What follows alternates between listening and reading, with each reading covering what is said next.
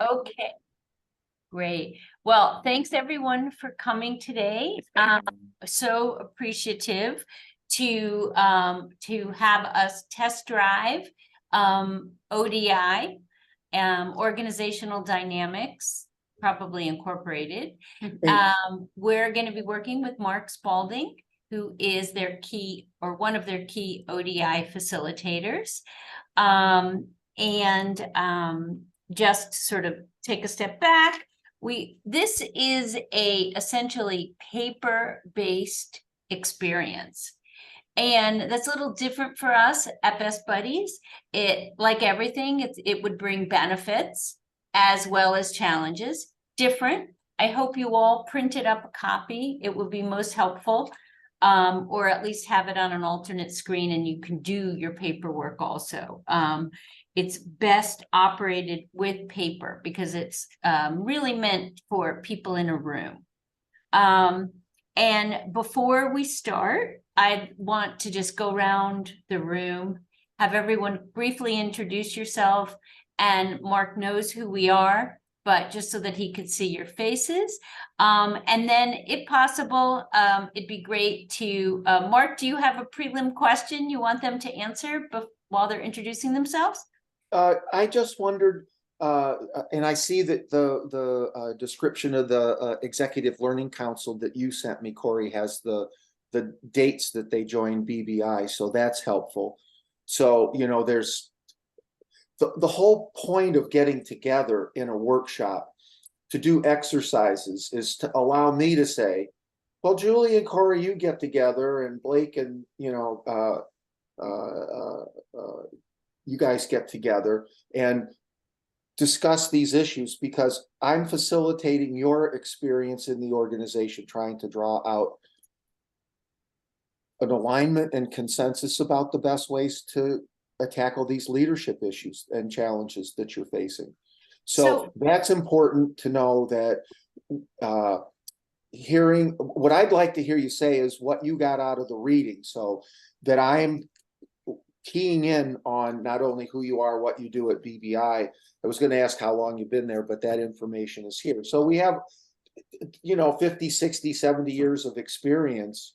And you were someplace else before that trying to do leadership. So it's not just the BBI experience that's valuable. It's what did you learn along the way, supervising or managing in previous work experiences that's valuable. And my job is to help you share that. So who wants to kick off?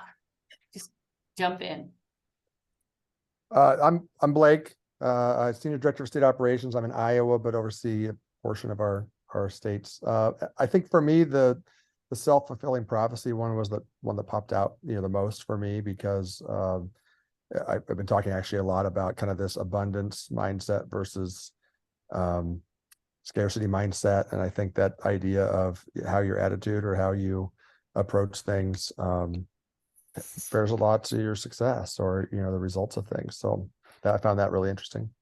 Anybody else picked up on that self-fulfilling prophecy piece?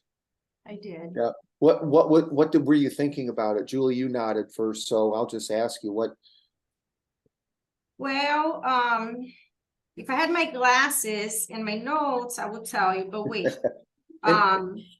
You know, I mean, I'm going to be a little bit more, you know, I just came back from a leadership training where, you know, we were dealing with a lot about like with the self, right?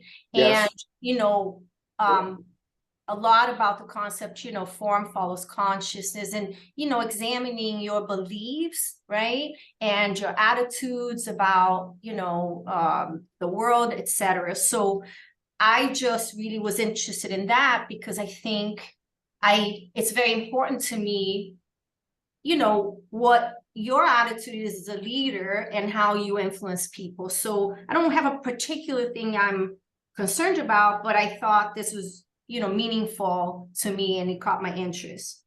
It's a very interesting concept, and we'll spend a little more time with it when we go through the unit. So who else would like to introduce themselves? Thanks, Blake. I don't mind. My name's Carrie. I'm a senior director, oversee our grants and expansion teams. and I thought it was interesting information. The thing that jumped out at me was the Hawthorne studies and how it was interesting in that study that it didn't really matter if you increase lighting, decrease lighting, whatever changing the factors Yeah. it was mostly giving attention to people that increased their productivity.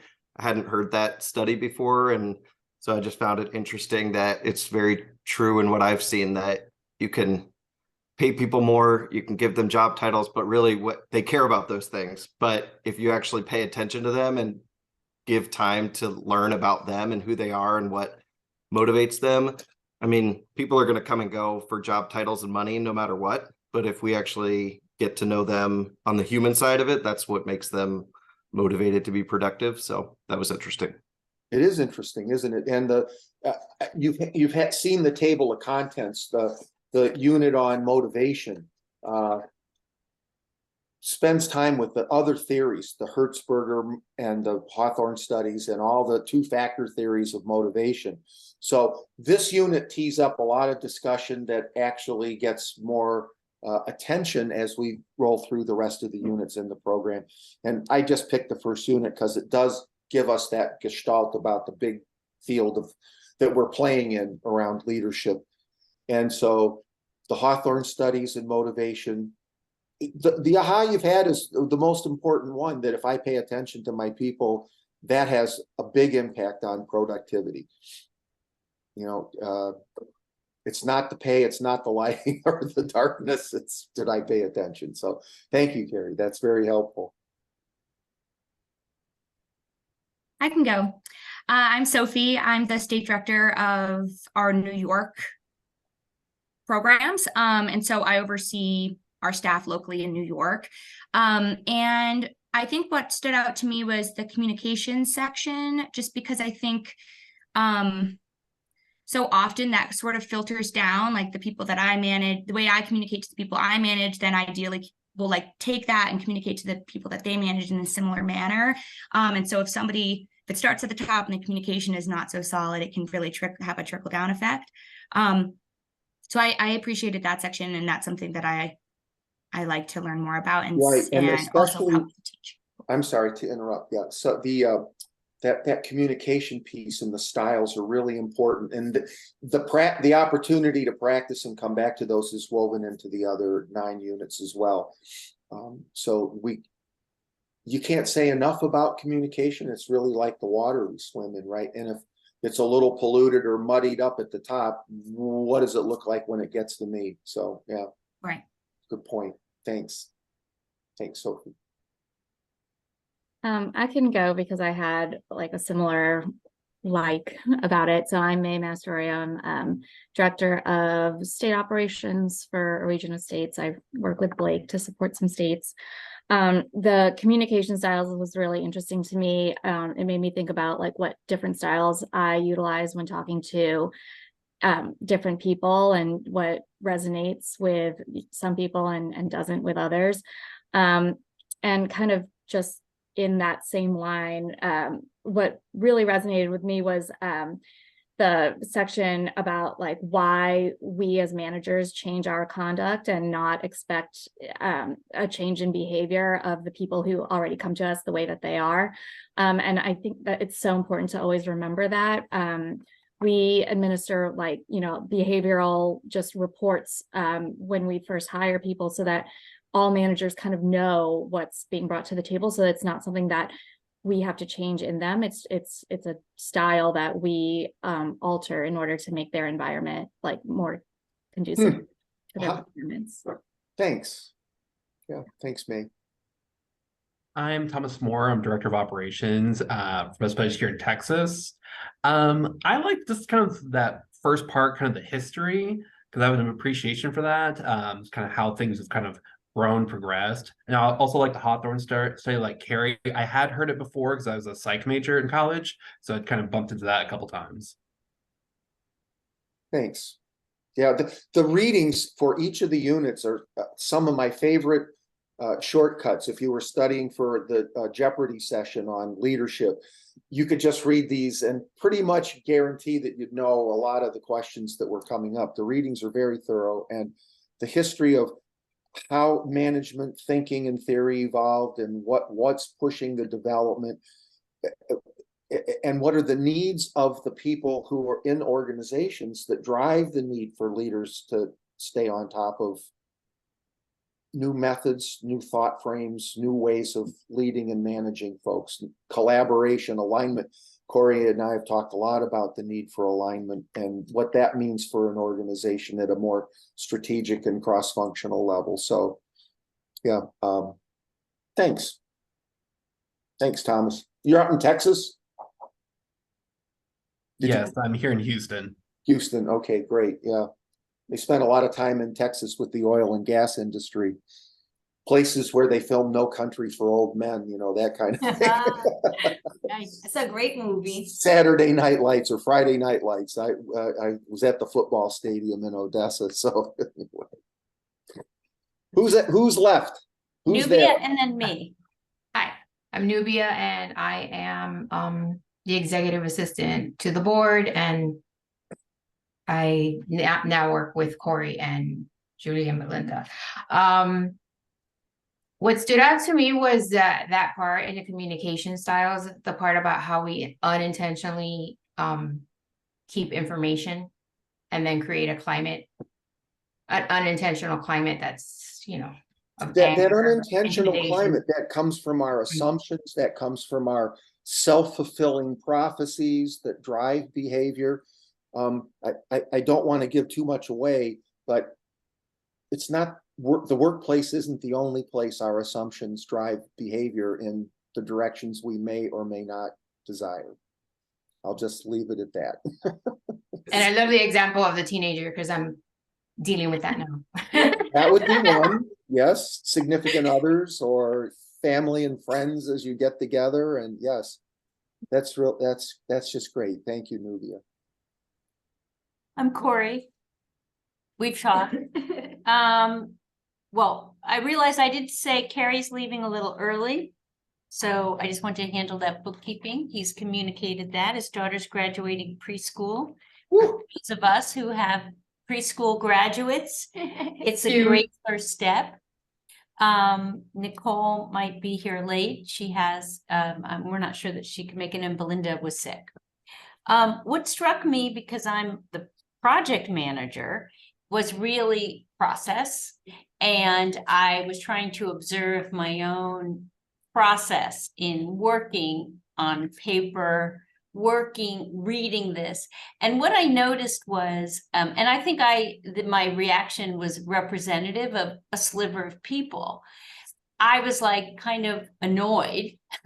And I just had the recent insight that my go-to is being annoyed, which does not mean I'm trying to get my video back live.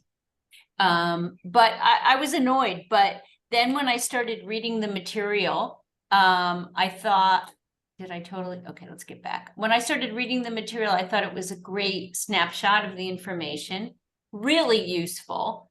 I thought it provided kind of what managers are standing on, whether they know it or not, these historical assumptions, whether you're intellectualizing them or not. You've seen it in movies, you've read about it, you heard your parents talk about this. Maybe you've heard some of our older staff allude to an assumption about managing people. And so I thought it was really helpful to kind of, it was like the, you know, when you see like a 3-minute video on last season, right? Previously on this show, and you get like, it brings you up to date. So that's what I felt. I thought it was really useful for me. Thanks.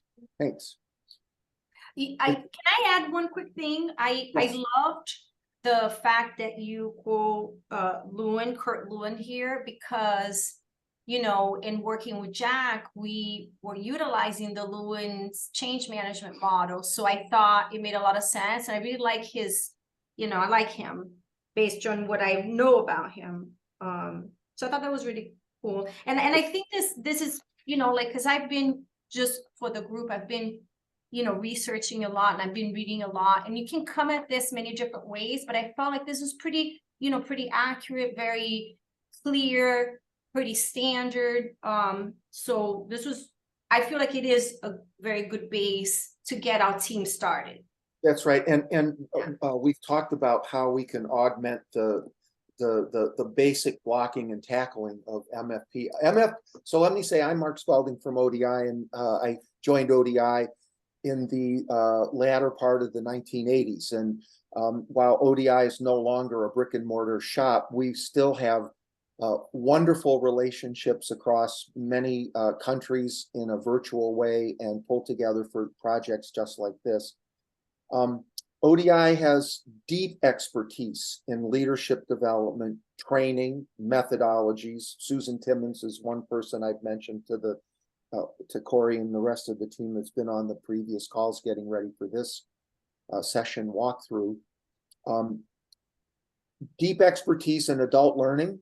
Most of us come from educational backgrounds with some mix of business and entrepreneurship. Many of us are running and have run our own consulting firms and that sort of thing.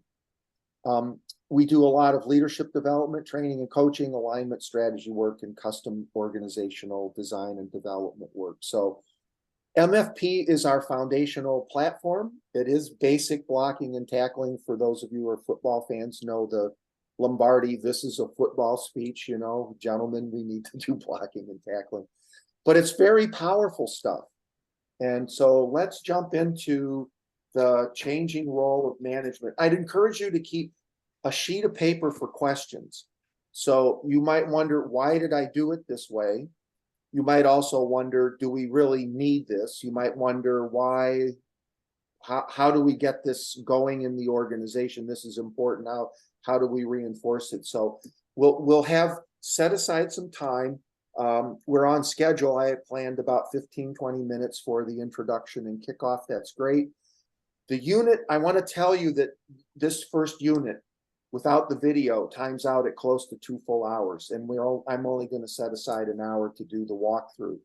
So like the readings, I may touch something and explain it and just check to see if that's interesting and you understand it, so we can turn the page and do the next activity, okay? So if that's okay with you, I will make that assumption that I can go a little bit faster, because I do want to save at least 45, 50 minutes for questions and discussion and next steps. Okay, so, and I know that you'll debrief that on your own, but I'd like to hear at least your reaction. So if we're okay with that, if you turn to page 3 of Unit 1, the changing role of management, the overview and objectives are always on page 3 in MFP. And what we're going to do is assess ideas and assumptions that you have about people at work. We're going to start to think about the relationship. We've alluded to this before. And, when Blake said he was interested in the self-fulfilling prophecy, I think this is the perfect entree to think about how my assumptions drive behavior. And identify changes that you'd like to make regarding the way you spend your time. That's the managerial technical split. And we won't spend a lot of time on the effective and ineffective communication styles, because there are a lot of practices that go with that. And it's difficult to do. We'd have you stand up and do a little piece or role play a little piece that says, oh, it sounds like this, or no, it sounds like that. So anyway. The secret formula for changing role of management is that behavior of your employees is a function of the individual plus the environment. That was somewhere in the readings. I would encourage you to hang on to that, right? So it's a function of individual personalities, and the ones that are easy to get along with and the ones that are a little more challenging. And you have to pay attention to that, so that when you try to manage behavior on a team or in one-on-one situations, you're thinking about, who is this person? And yes, it's good to get to know them, right? It's good to, as someone said, I can't remember who it was, might have been Carrie who said that, getting to know people and getting to understand their needs, their situations, their aspirations, is really an important thing, as well as the environment that you create. So that's the changing role of management. And what I'd like to ask you to do is turn to the next page, which is the understanding of your 3 challenges. It's on the three challenges is on page 21 in the workbook. Mhm. Take a minute, literally, just take a minute. What are the 3 challenges right now that are on your plate? 3 job situations or challenges for leadership for you right now in whatever city or region that you operate in, cities, regions, with the board, Nubia, and whatnot. What are the leadership challenges for you?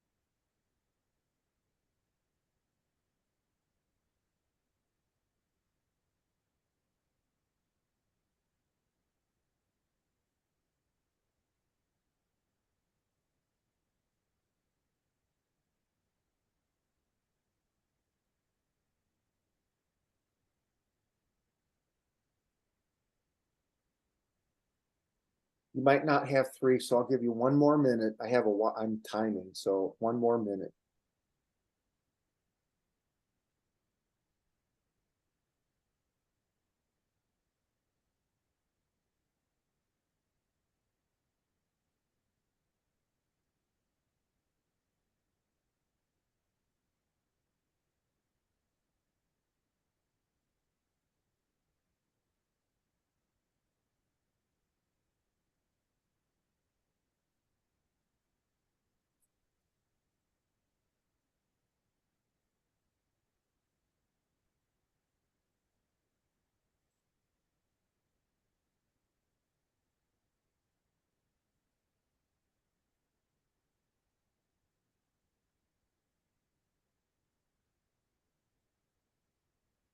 Okay, it's interesting, isn't it, how long a minute is when everybody's quiet. The program is designed to give you think time, because it can be like a Miami downpour. It just can come. The MFP can come at you hard and heavy, and have time to think and write. It's a kinesthetic learning design that's built into the program, so that you're writing and memorizing and thinking and processing. Corey, you used that word a little bit ago, how you process your way through some of the material in the unit. It's really designed to do that, because there's a ton of learning that happens. So just give me a challenge. Let's go real quick. Challenge. Yeah, Julie. Communication across the organization. Okay. Our employees don't know the information they need to know. They don't retain it, right? So it's difficult to reach everyone and keep everybody informed of the important happenings across the organization. Thank you. Who's got another one?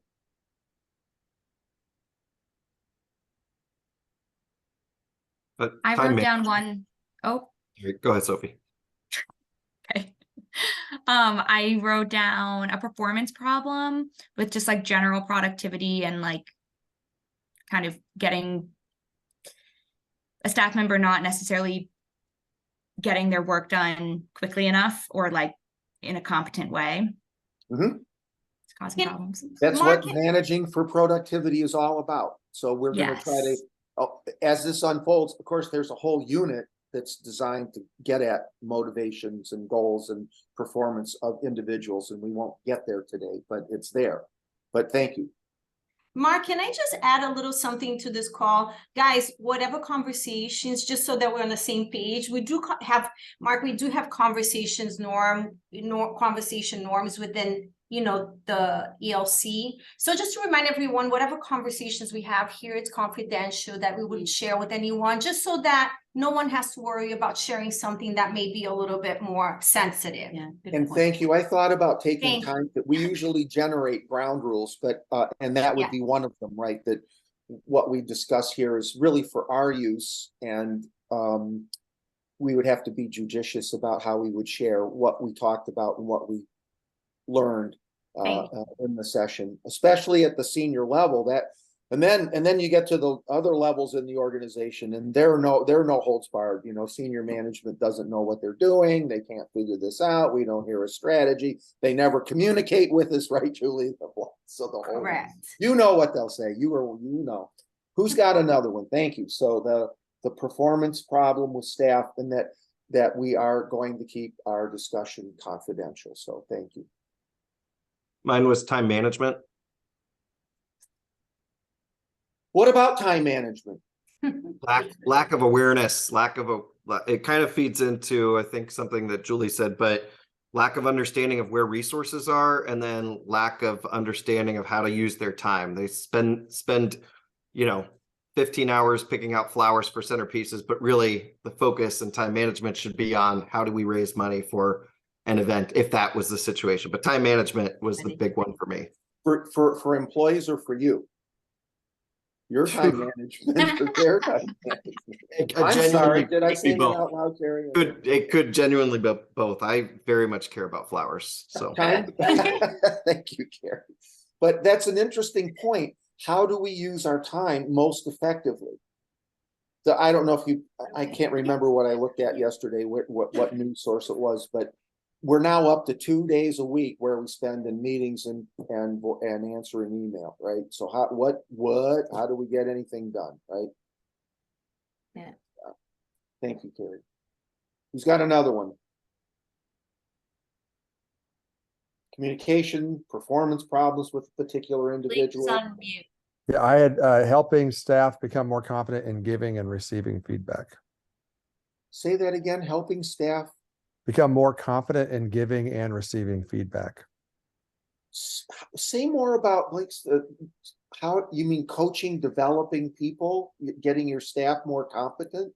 Yeah, or I mean, even just the ability to say what, ask for what they need, or to address situations before they get critical mass, if there was a situation, a meeting, or if their performance wasn't, meeting expectations or whatever, how to offer that feedback, but also how to receive it in a way that's constructive and giving and receiving feedback is really the black belt art of good leadership. And there's a lot of time devoted to how do we do that throughout the rest of the unit. So how do we give and receive feedback? Very, very important. So thank you for surfacing that issue. Who else? I manage a manager who's so optimistic and happy-go-lucky that I have a hard time really getting a good sense for how their team is doing, because I feel like I'm always going to get the positives. Always get the and your Thomas, is this Thomas? Yes. Thank you. I'm trying to match the scorecard to the changing screens. So always getting the positives, and you're not sure that you're getting the real story. Is that the bottom line? Not just that, and I'm not even really sure if they're seeing the real story. They're maybe so optimistic that's kind of blinded them a little bit. That's a new one, and I appreciate your sharing that one. Thank you. Next. Newbie, are you talking? Mine is the same as Sophie's. So I deal with the board, and I have to get deliverables in, and I have done everything I can think of to try to get those in on time, and I don't get them on time. I give them deadlines the year before in December, and I put them on their calendars. I give them the deadlines for the following year.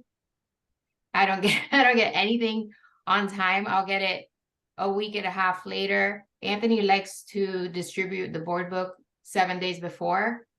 It's been literally the day before the past year and a half, 2 years. And I don't know what to do. You know, I've done everything. Like nobody gets anything on time, to the point where there's missing pieces in the book.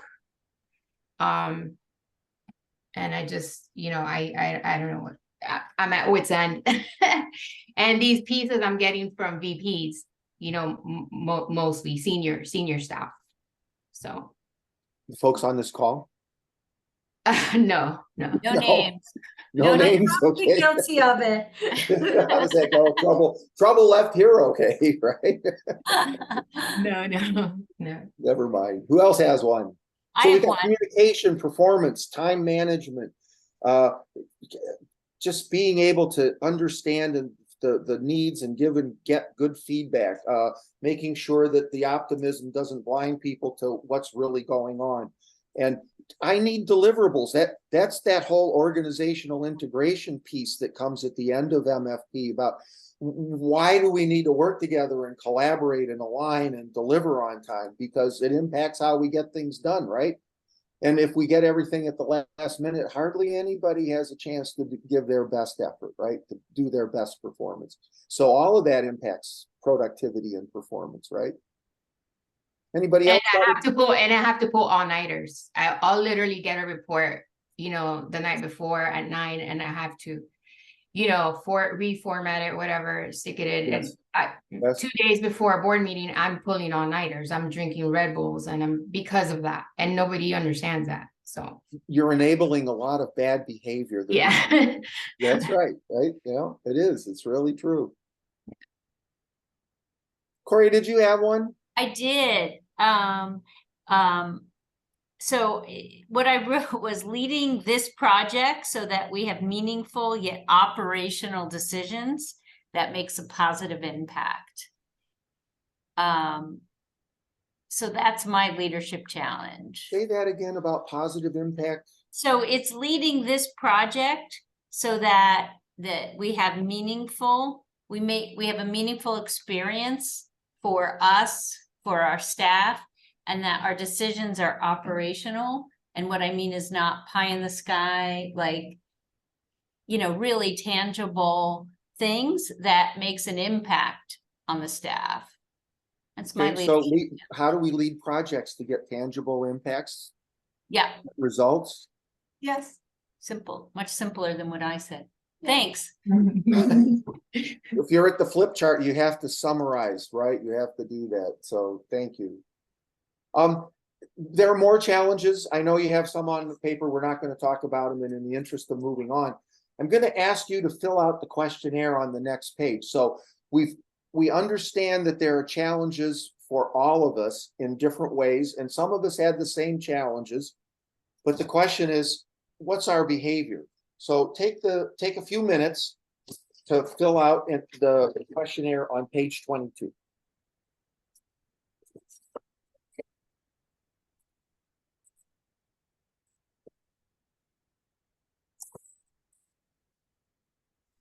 Mark, can I ask a question? Sure. So we're gonna answer this following the may practice is it appropriate to you as a manager, regardless of the issue that you're dealing with, right? That's right. It's just how would you assess your own behavior? This is a self-assessment. Given these questions, do you always, sometimes, or never, or anything in between, do these things? The important part about MFP is we come back to behavior. So it's data plus dialogue and how that drives behavior. So all the questions about feedback and goals and deadlines and whatnot become really important when you examine your own behavior.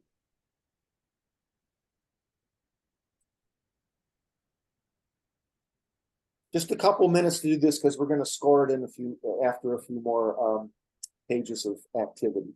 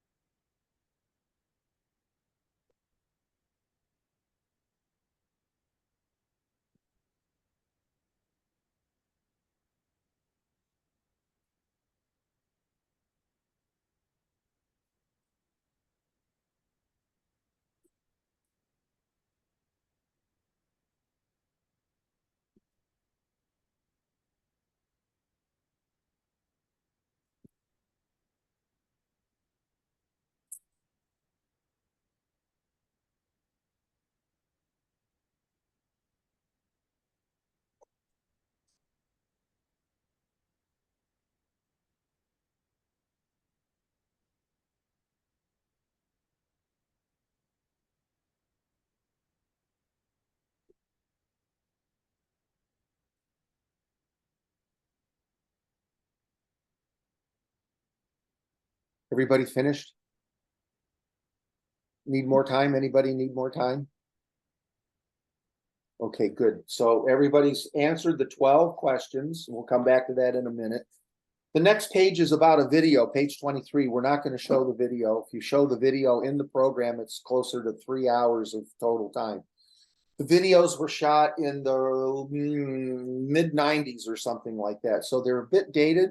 They're very helpful. And I don't know that you need video support for the program. So that's a implementation question and customization question for either delivery or design that we can field downstream. But I wanted you to know that each unit does have video featuring George and some stories and tools and applications. So they can be very valuable if that's the way you want to go. So one of the questions that we asked was, how are we spending our time, or how are employees spending their time?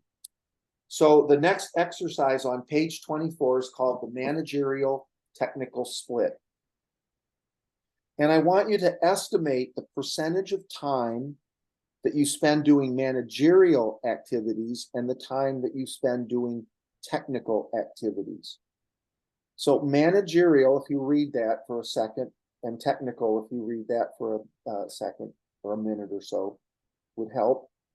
And then if you have any questions before you make your choices.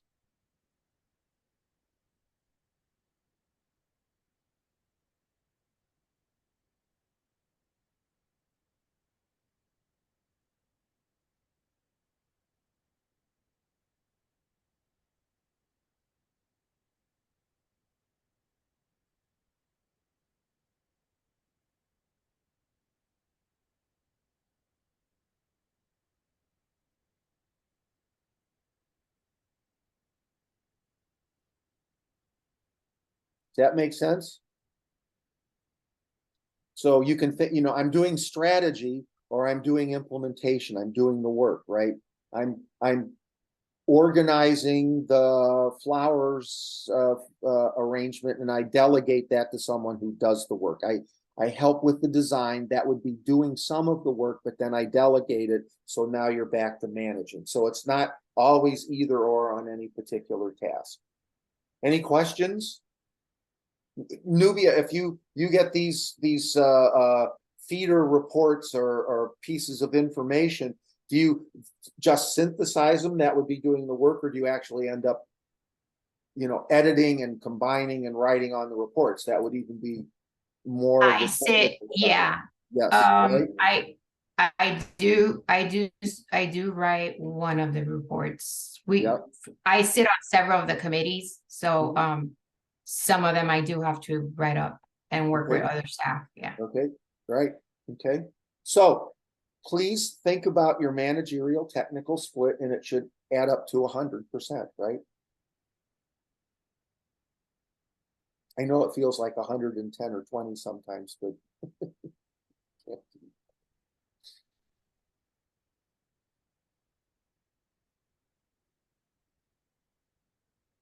did everybody make a mark what their managerial percentages and technical percentages?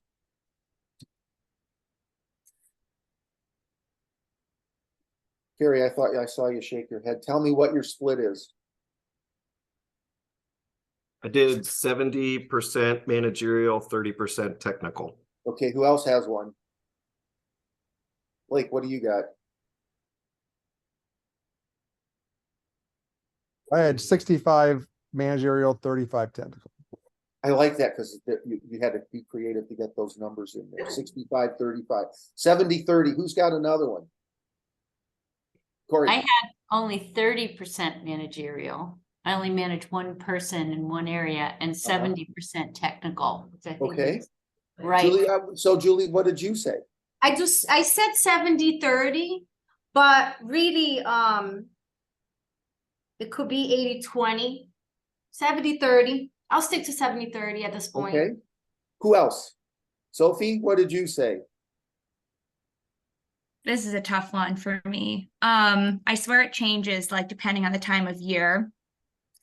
But I said 45% managerial, 55% technical. Okay. But again, it depends for me. Well, and it depends, and it's and it could be seasonal. Yeah. It could Exactly. be. Do you know what I mean? It's It definitely is you're seasonal. doing Correct. workshops, you're doing community outreach, everybody's out on the Yeah. pavement, right? You're fundraising, everybody's out on the pavement, right? So yes. That's exactly it. Yeah. Yeah. Who else? Who's got one? I'm about 20% managerial, 80% technical. 2080. Okay, I have a question. yes, For example, Sophie's job, so she's a state director. So primarily the state director is responsible for the fundraising aspect, right? And so in order to achieve goals, I know that you do a lot of donor management and volunteer management, Sophie, I suppose. Would that be included under the management bucket? I'm just curious, like I put that in manage- my mind under technical, but like I manage a board and like that to me is technical because I'm doing the work and I'm keeping the relationships. So that's why it's kind of seasonal, because if Yeah. we're also in event season, I'm also super involved in, you know, making sure our events are successful and doing the work. But then maybe over the summer or in the winter time, I have more time to do more like just managing people and oversight, if that makes sense. I also want to just make sure we understand this, because I was thinking about, Corey, you said you were what, 2080 or 3070, something like that? 70-30, 70 technical. 70 to 30, 70. So it's the managerial will be 30, 70 technical. If you're planning, organizing, coordinating, training and development, or change initiatives, that would be managerial. If you're writing the reports, if you're I suppose there's some work when you're selecting vendors, when you're, you know what I mean, reviewing training materials or whatever else you do in your role, that would be the work itself. That would be the technical. I have to look at, these 4 vendors, or I have to call these 4 people, and then I go back to planning. So there is some technical part to that and some managerial part to that. I think I agree with Sophie that donor management would be technical for the state director, because that's not managing staff. Got it. Thank you. Right. And when you don't have staff, it feels like you're doing everything all at once anyway, right? So that's also seasonal, situational, and whatnot. Here's a question. Would you change your percentage in any way? So I had mine at like, well, it depends on the week. But I had mine at 60-40, but like in my head, my goal is to be at like more of 70-30. But yeah, so I would want to change to more of like empowering others to do technical work when it sometimes falls on me to do. Did anybody else have that thought, that I'd like to move my managerial score up a notch or two and empower others? Yeah, say more about that. Me? No, yes, you, Julie, and who else Carrie, you raised your hand, right? I'll go really quick. I just wanted to say, so for me, so I've been at Best Buddies for like 19 years, almost 20 years. I don't want to brag. I don't want to say 20 because I don't want to brag. But I've had a lot of different situations within Best Buddies in terms of, teams, right? And so forever and ever and ever, I was heads down, doing the work. Only truly within the last 2 years, I have had enough people on my team that I could alleviate some of the technical work off of my plate. And it has been the most significant thing I've been able to accomplish, in terms of, because honestly, it's really, really difficult to be heads down doing the work and then look up and then have to manage people. And a lot of us are in this situation in this organization, right? Right. So that's that. Go ahead, Thomas or Carrie. Yeah, I was just going to say that, I've been here for 6 years, I'm the most tenured person in Texas, and people want what's in my head all the time, but I'm working on Excel sheets all the time, which I'm good at, and that's why I do it. But, I'm doing a lot of that work, and people like while I've been on this call, I have a little window here and I've got like a whole bunch of people like, checking in. I'm gonna like step out and just like brain dump on them, but then I'm gonna have to come back here and do projections for Right. financial. And that technical part. Right. How would you shift your percentages, Thomas? I don't know if there is a way. The people I manage do a completely different job than me. So none of what I do can fall on them.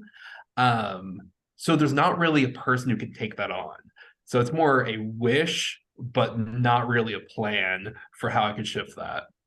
Thank you, May, for bringing that up, though, that you could wish for a different percentage and dream about how your work might be a little bit different. Anybody else have a comment?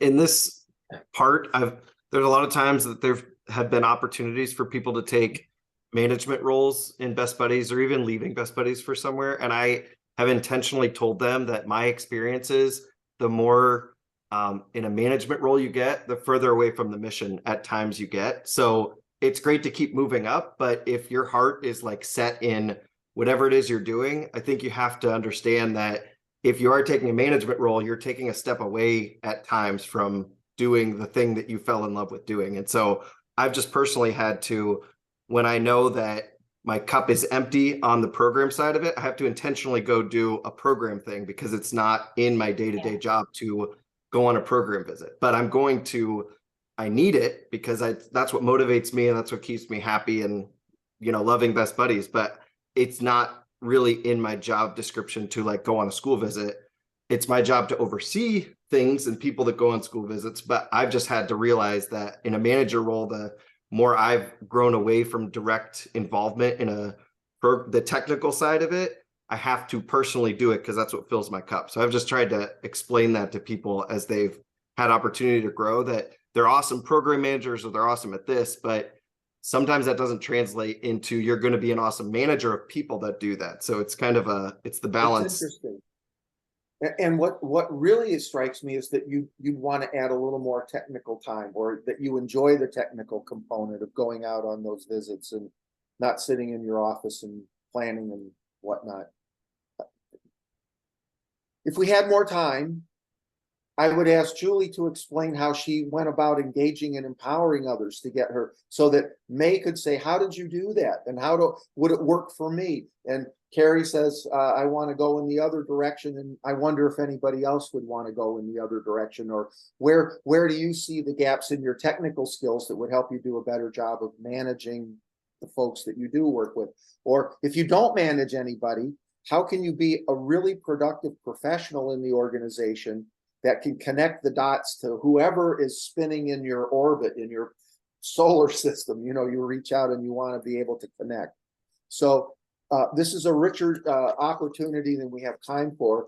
And you've answered most of the questions on page 25. At least we started to scratch the surface.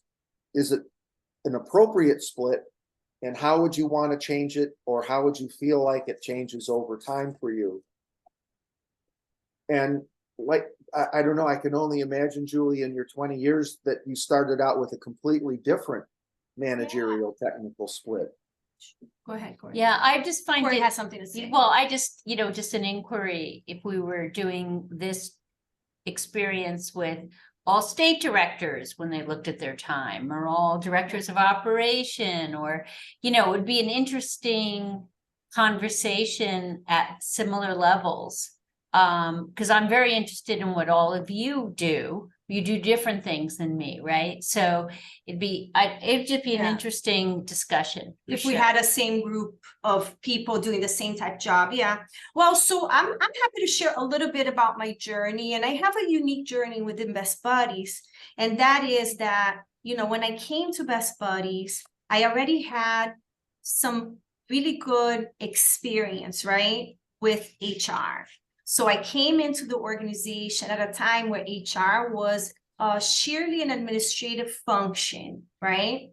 So it really wasn't I'm speaking like we used to manage people's informations in a Word document. Like that's how administrative it was, right? And so when I came to Best Buddies, because I worked for a big company. I worked for the Breakers in Palm Beach, actually. And so, you know, I had, you know, some good idea of what HR should look like. So, you know, I was able to really build everything from scratch. Like, you know, it took me 2 years to get a database to manage employees' information, right? I came in as a director. Back in those days, I reported to the VP of admin, right? So I didn't even have HR wasn't a strategic function within this organization. So, you know, what was fortunate for me is that really I did every single process and every single job, you know, and set up a lot of the checks and balances. And also I had the opportunity and the time to test them, right? So I kind of knew what worked, it doesn't work. And then as we grew, the biggest challenge I really had was making a case for the fact that I needed support, right? Because, you know, we grew as an organization and, you know, look, the HR here, if I'm to be honest, it was like HR ops, right? Back of the house, because, you know, I wasn't really even, I didn't even have a reach to, you know, be able to speak to staff. So because so then, you know, my team started growing and it's been ebbs and flows. It ebbed and flowed, right? So sometimes I've had good help. For the most part, I didn't have enough help. And so, but what always has really assisted me is the fact that my technical knowledge and experience here is very strong. So when it comes to managing, you know, because Corey does training and develop, which is a skill set that I don't really, you know, that's not my strength, right? So she has a unique strength. But let's say my HR, like the generalist, right? Like I do all that work. So when I manage, you know, Belinda, I'm really managing for outcomes. Like, you know, we got the deadline for payroll, everybody got to get paid, you know, the invoices have to be, you know, paid, all the stuff. And so I feel like I have this advantage, but the issue, Mark, the biggest issue I have is that I have too much responsibility because I oversee HR, compliance, IT, and operations, right? So it's 4 areas, 9 individuals, right?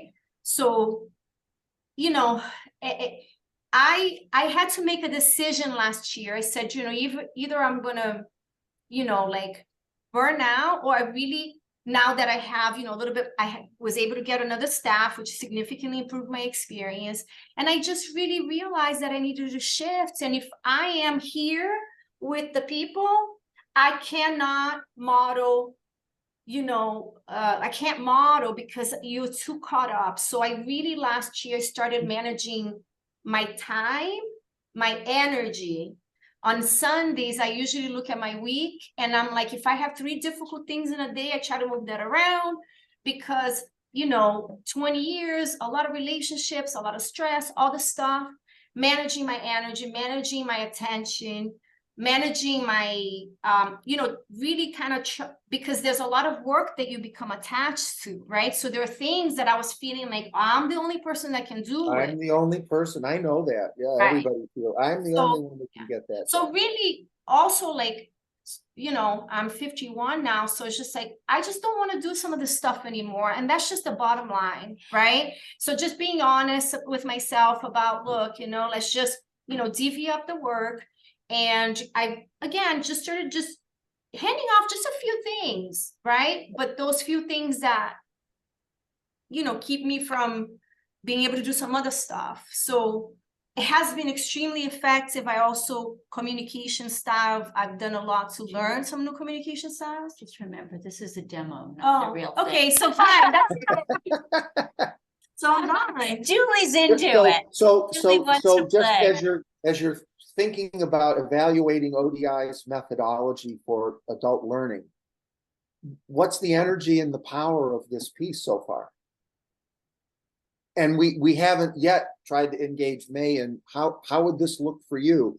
And Corey's wondering out loud, what if we brought people together into these sessions who are at the same level? How do we level set and share experiences across our employees that work in this area or that area or in these roles and those roles? So there's a lot of power here, and I'm going to just draw the curtain slowly on this piece and ask you to take a look at assessing your managerial attitude about your assumptions, theory X and theory Y.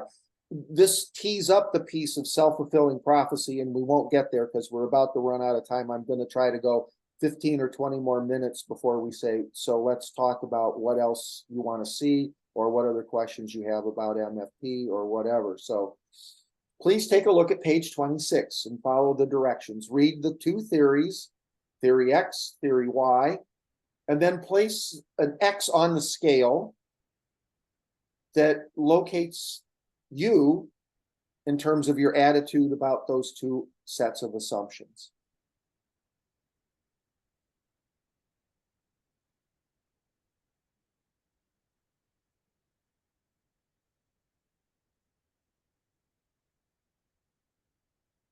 So we're going to work through the first two steps, read and then mark, and then we'll do the scoring on step 3 in a minute.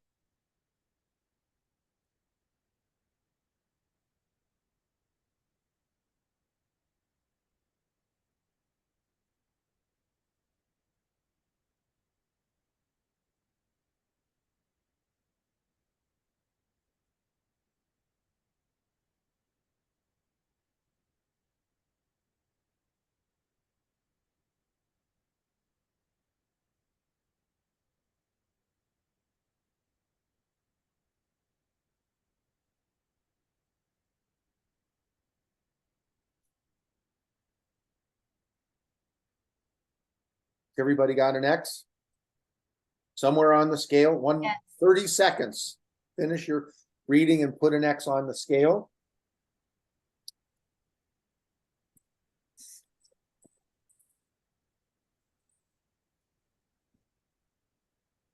Okay, so if you go back to page 22, I'd like to have you put a circle around question 2. Circle the number 5. So circle the number 2, circle the number 5, circle the number 7, and circle the number 12. Then go ahead and add up the scores. Could you repeat those numbers? 2, Sorry. that's okay, thanks. 2, 5, 7, and 12. Okay, 2, 5, 7, 12. You're doing it on the computer, aren't you? I am. Go ahead. I'm traveling, so I don't have a It's all printer. right. It's easier on paper, right? Never mind. I'm bolding. 2, All 5, good. 7, It worked. 12. All right, you're good. How do you Add add? up- Add how up, do you- yes, Go ahead. add up the totals. What do you add? The number you circled? Yes, the number you circled for the 8 that you, Yeah. so the 8 that aren't circled, right? So add up the totals for 1, 3, 4, 6, 8, 9, 10, and 11. Because 2, 5, 7, and 12 are reverse scored, because if you're doing those things, it means one thing, and if you're doing in reverse, right? So we're going to reverse score those 4 items. Okay. So add up your score for those 8 items. Oh, I added one. And then reverse score. So for number 2, if you said 1, you have to give it a 5. What? If you said 2, you give it a 4, right? I'm not following. Yeah, no, I'm Are you sorry. ready yet? Not ready? I'm very Okay, so challenged with so- math. Here we go. So did you add up the 8? You I'm got a doing it total? right now. Okay, I'll let you finish that. Thank you. All right, one thing at a time. My bad. So a 3 stays a 3. A 3 always stays a 3. Thank you. Nikki. Okay. That's very, So that's very helpful. non-circle. And then what? Okay, got that. Non-circles. So on 2, if you gave yourself a 5, it's really a 1.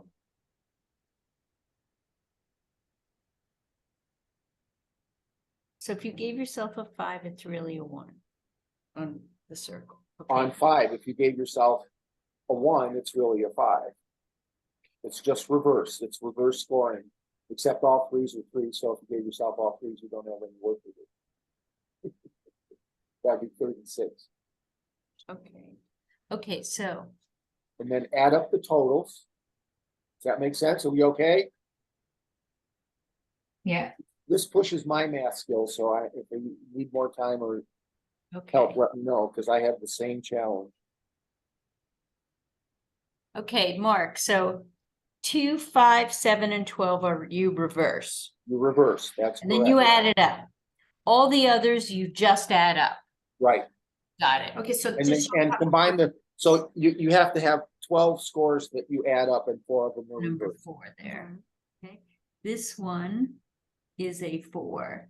7 is a 4. And 12 is a 4. You're super Weird. 4, girl. Yeah. All fours, that's good, yeah. So why, so if you 4 give times your 4, look at me. employees 4 the times 4. freedom to get the job done, you always do that. Why do we need to reverse that?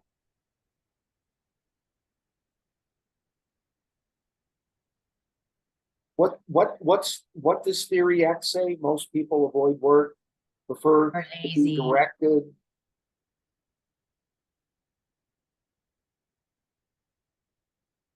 You delegate important decisions. So what did you say when I asked you what your rating was, Theory X or Theory Y? What kind of manager are you? What was your first X? What did you say? Me? You were, huh? On the scale, on step 2. What was your first score? 50. At the 50. You said 50. You thought you were at 50. What did your ratings tell you? 42. So you're close, right? Okay. Anybody else? I marked 45 and my score came out to 37. 37. Okay. What does that mean? I don't know. What does that mean? You think you're more Theory Y, but you behave more Theory X. Mhm. What does that do to employees when you think you're being really open and engaging and empowering and allowing people to seek their own responsibility? But we've got hidden behavior somewhere we have to diagnose, right? That cause us to say, oh, but which one of these things did you do or things that you do pull your score toward more Theory X? I'm sorry, say it, I'm sorry, go ahead, Corey. say it again. We couldn't hear you. We didn't hear you. What? No. Oh, not me. You want me? Yes. Okay, there's a yes. I see it. It's off to the side here. You think your Theory Y, which is, I think, the better managerial leadership style. If you want to engage people and you want to go on a walkabout with them to the school and look at fundraising or engaging opportunities, that's great. But how do you let the person who's in charge of that school take the lead? If you're telling them and directing them, you're demotivating them. When you let them succeed, you shine in their reflected light, right? Does anybody, May, how was your, what did you say you thought you were and what did your score tell you?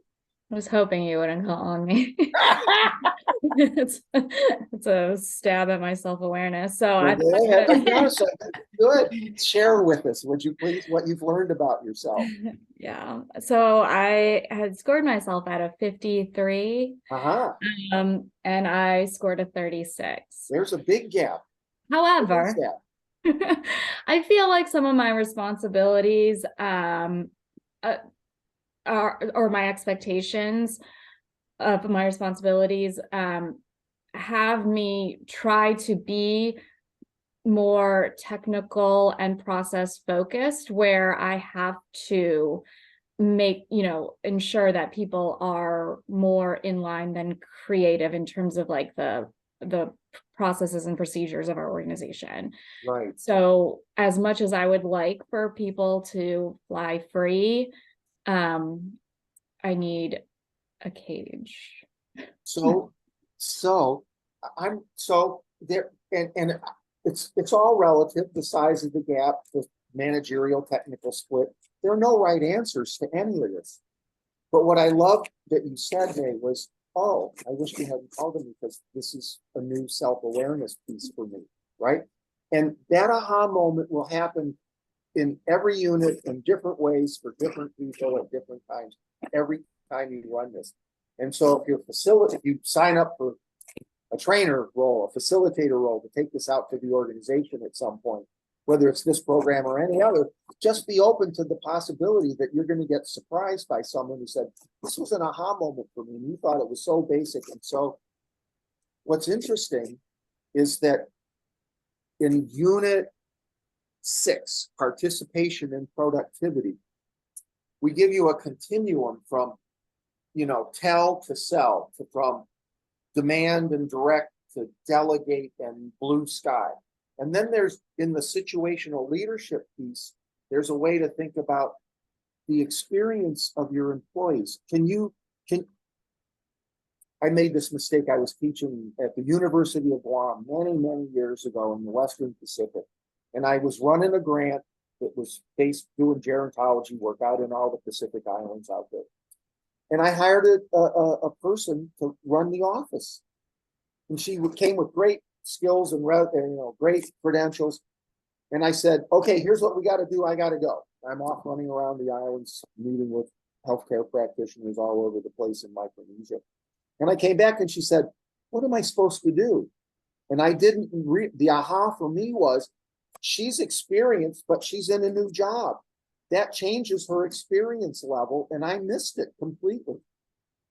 I was just blind to that. So it may be appropriate for you to be more directive and more theory X for some people, given the situation. And so when we get to leadership and the types of leadership and situational leadership in Unit 5 and participation and motivation in Unit 6, there are lots of ways you can think about, oh, I see how what I've learned about myself gives me a couple of opportunities with this employee or with this group and that group. And I really appreciate your being able to share that. Who else has one that we should talk about? Yeah, Corey? I had a very similar numbers to May. And while I was doing the original activity, I was thinking, well, how do I oversee my current staff member versus the person he replaced? And I was very hands-off previously and found that I was too hands-off, that stuff went off rails a little too much. Really? Just like deadlines weren't met, or I didn't know, or, there were just like, I was very hands-on for the first 4 or 5 months, 6 months, but second 6 months, second year, I just wasn't, I was hands-on on some things and not on others. And I felt that was really my error, and so I have a new staff member and I'm really trying to make sure that he understands, the expectations, takes responsibility, and also, kind of gets the guardrails. So I'm trying to step back a little, but, he's not as experienced. So, Right. It's interesting. Experience and capability and time served all roll up into what your employees are capable of doing. And any gap, I don't know, it's not a scientific survey, so don't beat yourself up about any of these numbers. It's a moving target where you need to be. The important lesson about your managerial attitude is if you're open-minded and you're able to keep pace with the learning that's taking place and share the learning that's taking place with other leaders at Best Buddies International, you can add new methods and tools and skills to your repertoire. So it's all about building your repertoire. And again, I would say these assessments and this discussion tees up for what the help that comes later. Here's a tool. Here's a way to think about it. Here's here's an activity that can help you close the gap or move your needle in the direction that you want. Okay. Any other questions or comments about this exercise? Because I'd like to move to we're coming to the last few pieces. So I have a question. Yeah, go ahead. Yeah, And two it's scary, questions. right? One, what is the, like, what's the movement of this, or where do you go with it if you have somebody that has such a wide gap or somebody that's like right on target? What does that mean, or what are the kind of next steps for people? Or is it just a self-awareness of you do have that gap of you think you're this, but you're actually this? Is that the purpose of it? Well, I would, if we had more time, we could talk about what the gap means for you. What do you think the gap means for you? How big was your gap? It wasn't my what I thought I was a 43 when I actually am as a 39. So I'm pretty. Yeah, it's so I don't think that's statistically significant as the sociologist in me that would say that, you know, it's not that statistically significant. So you're pretty close to your estimate. Where would you like it to be? And this is, you know, where do you think you're? So what I would encourage you to go ask your people that you work with or work for you what works and what doesn't work, and just listen. The things I say and do, my behaviors, the way I run my meetings, the way we interact on a daily basis, that's an eye-opening experience. What works and what doesn't work. Don't ask what am I doing right or wrong, because it's not about right or wrong. It's about what works and what doesn't work. Hey, I missed things. What have I missed this last week? Be really clear about the context you're asking your employees. Yep. And have I made some assumptions about you that get in the way of the way I work with you? Mm-hmm. They'll know. They'll tell you they've thought about that. Geez, if only Carrie would just give me 2 seconds to explain why, you know, or hear me on this. You know what I mean? So you could go back to being a better leader just by listening a little more. Mm-hmm. You know what I mean? And as we peel the onion and go through the rest of the units, you'll come out with 3 or 4 nuggets every time about, and whether you've been through the program once or 100 times, I facilitated it. I don't know how many times, hundreds, maybe thousands. I don't know. I learned something about myself and the groups that I work with every time. There's never not a time where I haven't said, I haven't heard that before. I just did it earlier. I can't remember what it was. I said, I haven't heard that one before. I think it was May who said something, right? I hadn't thought about it that way. So it could be the least vocal or least experienced person in the room will say something. You go, wow, I need to think about that. I need to act on that. So again, you know, we're not spending a lot of time trying to create a development plan for each leader in the workshop or whatnot. But at each end of each exercise, you have a chance to write down, what do I need to do differently? Or what do I need to do to move the needle forward here regarding my managerial attitude or the changing role of management? I just had one comment. Oh, yeah, go ahead. Sorry, Sophie. Julie. Go, Sophie, go. I just had a quick comment kind of off of what Carrie said. Like when I was filling this out, I felt as though I think in an ideal world, I would love to say that I always do certain things, right? But I know realistically I don't. And so I felt like I was being kind of maybe slightly harsh on myself because I'm filling it out as a manager, knowing that I don't know, maybe the people I manage don't feel that I always do that. Maybe it's more like often or sometimes. So that's something I think it kind of just goes back to maybe like figuring out some sort of peer review process or a way to consistently have feedback, where I think it's so important to ask consistently and to be vocal about that, but also to give staff opportunities to give feedback in like a more anonymous way or as part of a review process to really support our managers in knowing, like, is my self-awareness in line with, like, if how I view myself, is that in line with how the people I manage views me? And how do we figure that out and actually get feedback to confirm that? One of I had a client, this was real interesting, that you know, they, like most organizations, had an annual or biannual performance review once a year, twice a year. Some have gone to whatever.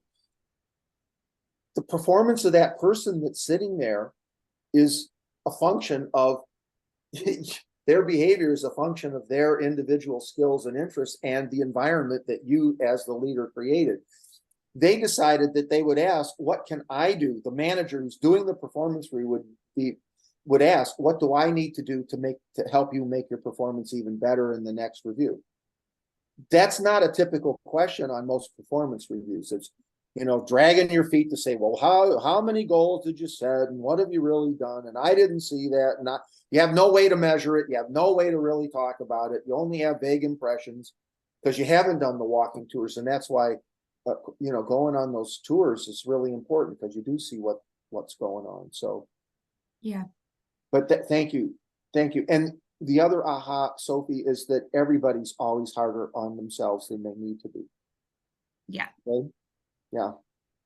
I failed again. No, you didn't. Just keep going. Anything else? So all of this stuff about theories and motivation and your behavior on page 27, I'll just do the walkthrough of the presentation. Your assumptions and your behavior drives the perception and behavior of the folks that you're working with. That's how your assumptions and behavior, you say, it's all up to you, but you're checking every 5 minutes. John's going to wait for you to check because you're checking every 5 minutes. And so nothing gets done until you check, which drives your behavior. John's lazy and I need to keep checking.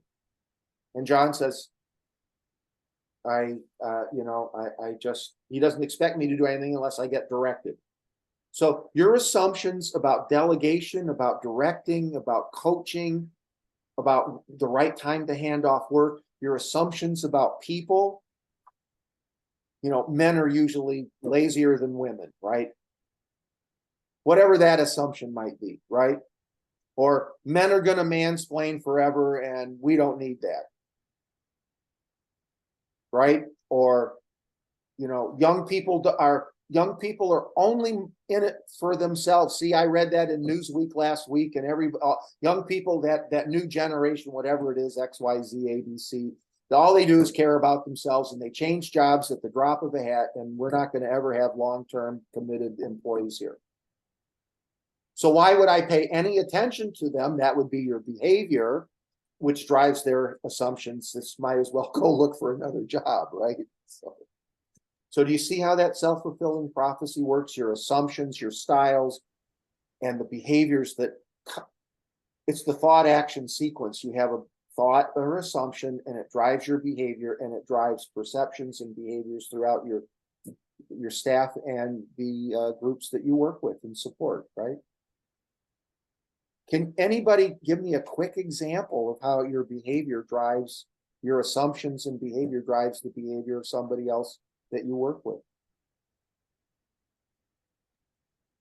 Well, sort of similar to that, an example I can think of is like assuming a staff member is looking for a different job because of whatever reason, like their work is slacking or their attitude is not as wonderful as it used to be or whatever it might be, then act like not putting in it's basically the same example you just gave, but then not putting in as much time to support that staff member, make adjustments for that staff member, because you're thinking in the back of your mind, well, if they're leaving anyway, why would I change XYZ things to appease somebody that I think is probably out the door? How many of you have people that you work with that you think are probably looking for work? Some, all, yes, yeah, I see a few. Yeah, they're probably looking for a job. Does that change how you interact with that person? Absolutely. And maybe in the wrong way, right? Maybe there's a need for if that person's a valuable contributor, maybe you want them to go away, and that's okay. That's okay. But maybe not.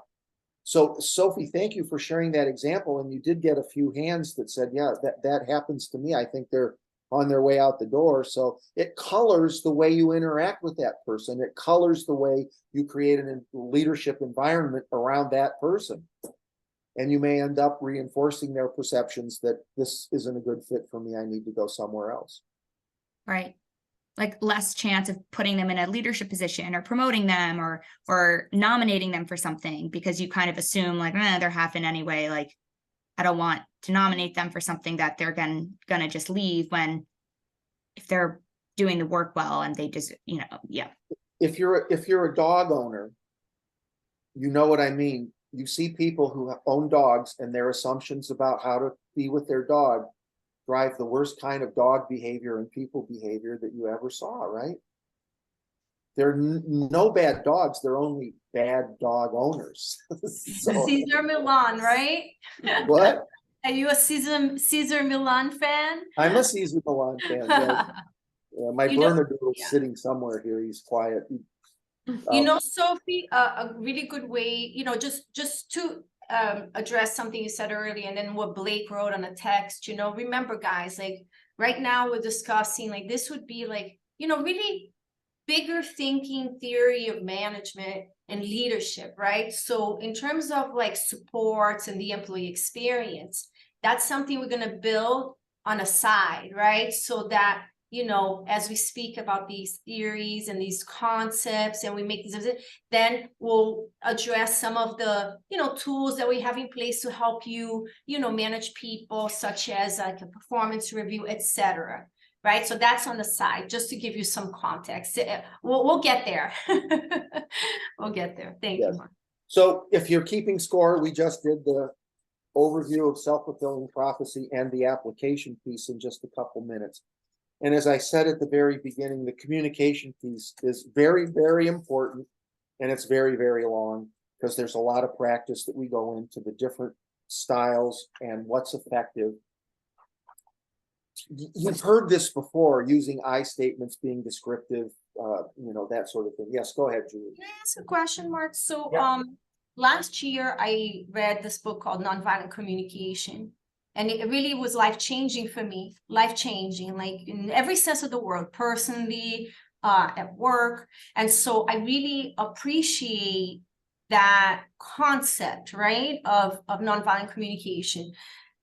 Is this something, because I see here, like, you have like some very particular concepts, you know, some ideas, some general ideas of, you know, what the styles of communication, but let's say, you know, I'm delivering this training and, you know, non-violent communication is special to me, then I could make those suggestions to, you know, to the group that I'm teaching, right? That's something that we can kind of like we can bring some of these things that, you know, maybe we all agree, you know, we have to discuss how to go about it, but just wanted to make sure we could Yes. do those things. Oh, Thank you. yes. And there's always something new to learn and add. And so bringing in your, what's that story about stone soup?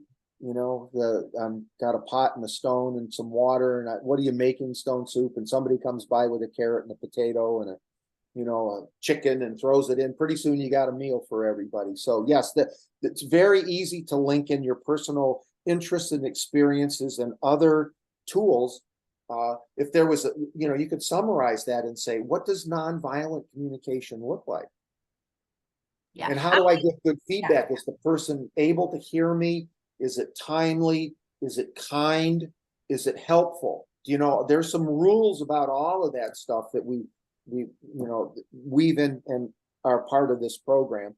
And so there are some very interesting exercises around communication styles. Don't try this at home, I suppose, but if you're a big fan of, you know, improving interpersonal relationships, make sure that you're working the effective communication styles instead of the ineffective. I don't know, you know, people who control the conversation with passive aggressive words. I'm not going to engage in that. Yeah. Well, but wait, we're a leadership team. You have to engage in that. That's controlling language, isn't it? Yeah. Or yeah, everybody does that. That's really, you know what it sounds like when you hear that, right? You know what it sounds like when you're not engaged and you're descriptive. This is what happened. This is how I felt about it. How do we work on this? This is what happened that was really great. How do we expand on this? Doesn't have to be a negative that you're addressing. It could be building really powerful conversations and communication styles within the organization. So anyway, so we're not going to create a management philosophy, but if you had a management philosophy, why just let's summarize this unit, okay? I'm going to draw the close on all this stuff. We aren't going to do the blueprint and whatnot, because we still just have 30 minutes left to talk about what this might be valuable to you for. I wanted to just say that I had a chance to speak with a few folks before I got here. And what I understand you're trying to accomplish, where did it go? I had it right here. You really want to be able to engage the organization in a thoughtful way around these leadership challenges and issues. What has this unit helped you think about in terms of the work for this Executive Learning Council? What is it that you want to accomplish for the organization through any of program leadership development activities?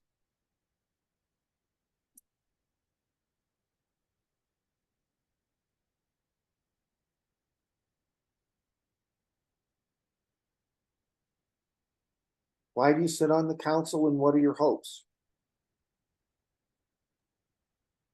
Well, I think the hope is that we provide up training to managers that are coming up the chain, and also a standardization of how we manage everyone, because everyone has a different approach to management, and everyone's experience across the country can be so different.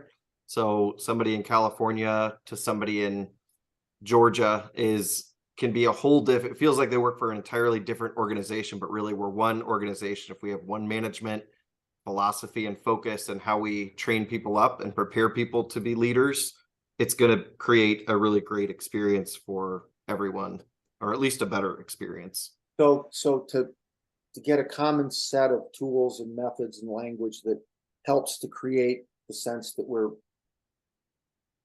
mostly all in this together, knowing that there are regional differences, and that, as Corey said earlier, that different levels have different roles to play in that. But at the same time, these tools and skills could be used to manage up, down, and across the organization, to lead up, down, and across the organization. What else? What are your to make the mission and vision of BBI come alive? Why is leadership so important? What do we need to be doing?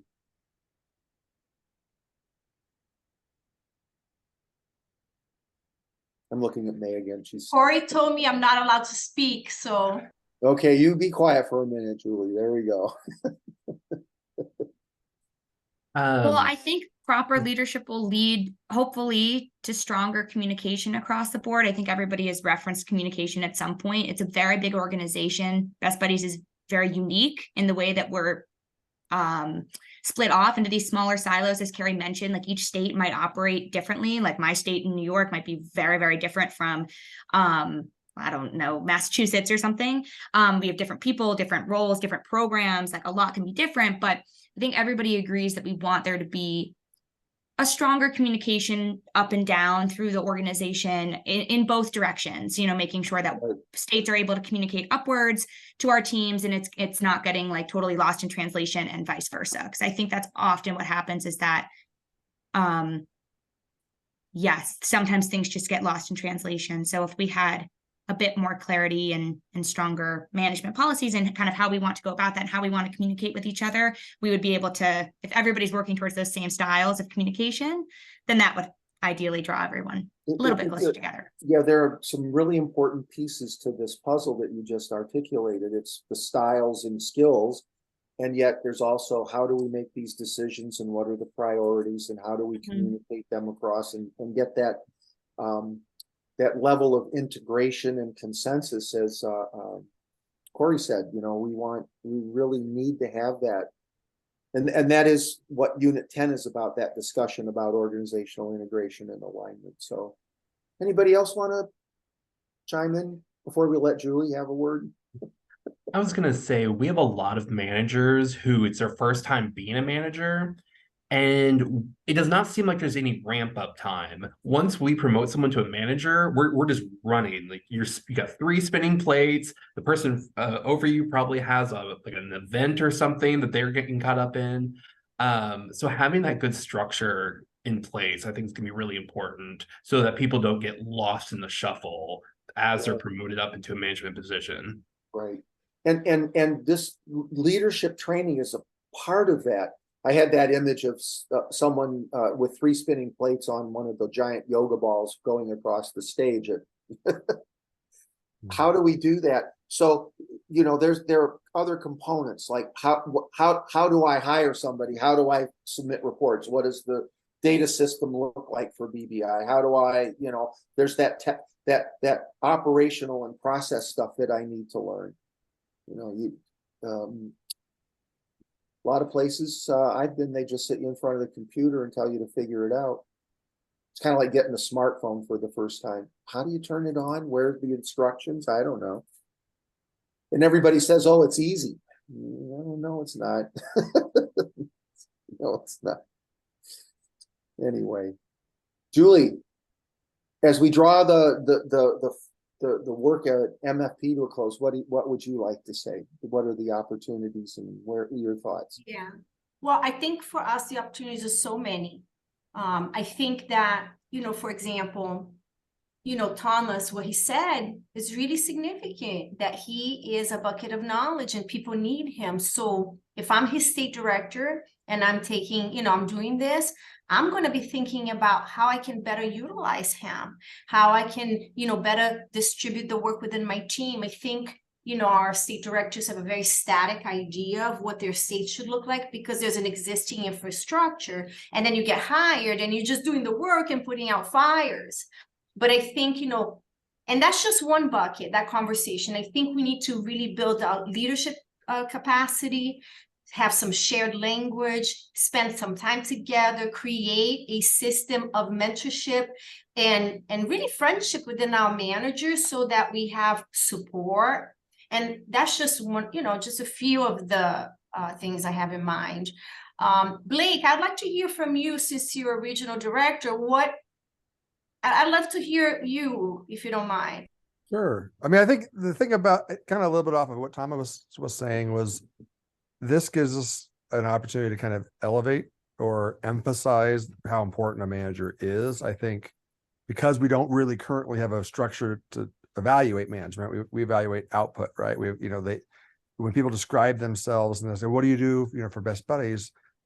I'd say most people typically say, well, I do this, and I also manage people, and I think that because that emphasis, isn't there on kind of the evaluation, the coaching, the right now, and we're building towards that. I think this really elevates that management is a really critical part. I mean, we're sending the message that, yes, we still need you to do the other things that you do, but we're really starting to pour into you on the management side. So I think it just raises the importance of being a manager, because we have so many folks that have to do and also manage. And I think if we can, pour into them information, pour into them skills, pour into them, kind of just help build confidence and familiarity with what we're needing them to do. I just think it's going to be, I think just not to say that a manager doesn't believe right now that they aren't important, but I think focus like this makes it even more clear that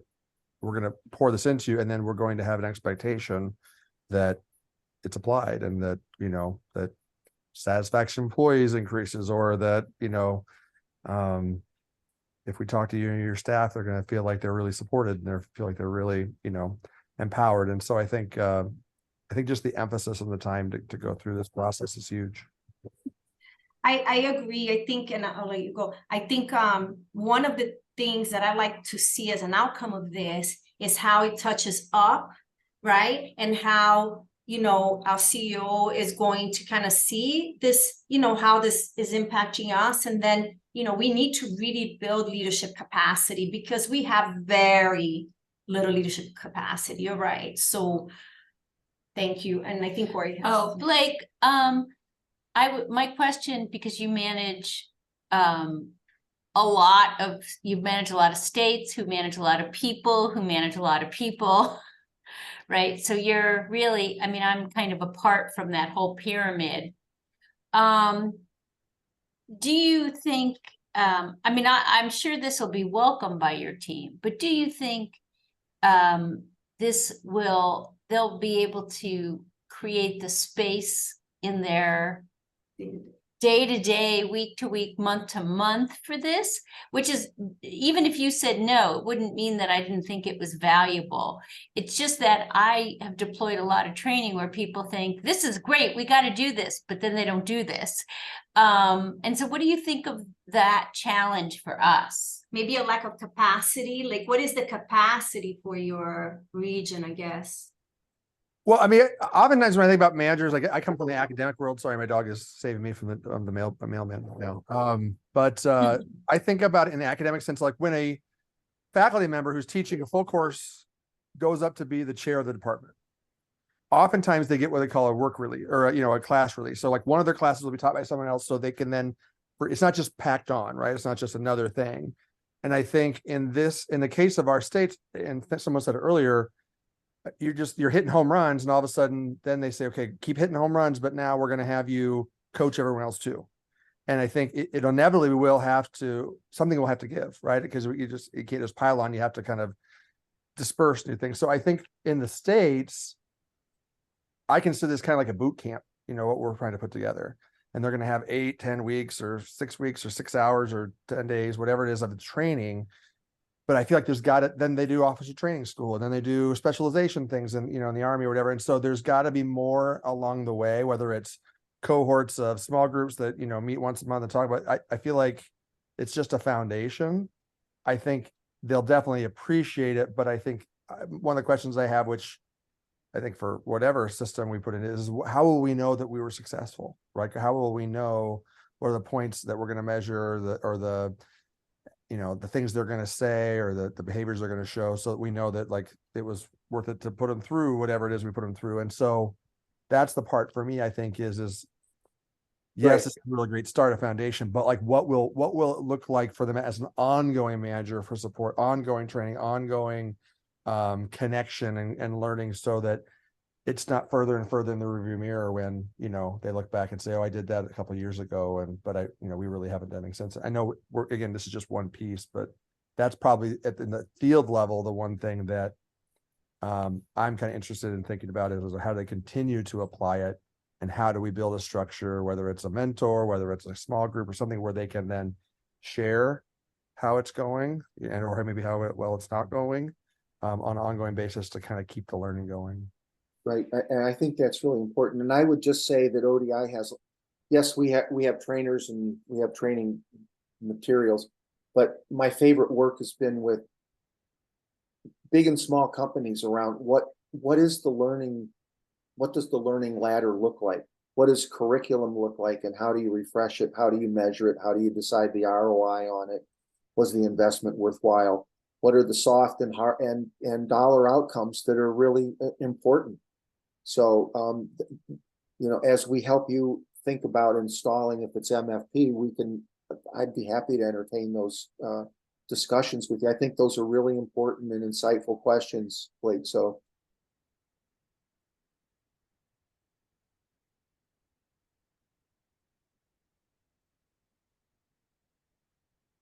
what other hopes, aspirations? How about, do you have any specific questions for me about ODI and our capabilities or anything like that? We're not just an MFP shop. We spent years on the cutting edge of total quality management and lean improvement, business process improvement. We do executive coaching. And again, my favorite gigs, we took apart AT&T's curriculum for them back in the early 90s and put it all back together. It was just fabulously rewarding work, and very challenging because everybody came with really strong opinions, you know what I mean, about how we do learning. And they debated, which quality guru, Deming or Duran, it was like less filling tastes great. No, it's all quality. Let's get going, So what other comments, questions can I help you with in our last few minutes? Perfect timing. I was going to ask a question, and my dog's just working again. So one question I guess I have is, I try to put myself in the role of the facilitator, or the person who might, because my understanding, and people can nod if I remember correctly, that we're looking at a model of like training the trainers. So someone from, I presume someone from ODI would bring together 5, 8, 10 to, a number of individuals who would be trainers that would help kind of, facilitate. Yes. We give you the secrets. Studies, right? Yes. And so I guess the question is, what does that look like is that they go through this training first as a participant, or Yes. they go through a training of all the concepts in it, and then you're kind of teaching them, and then you're giving them, is there like a facilitator's guide that then they Yes. flow that? How does that look? Yes.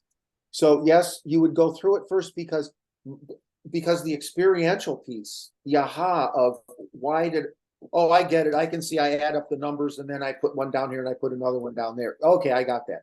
No, you don't got it.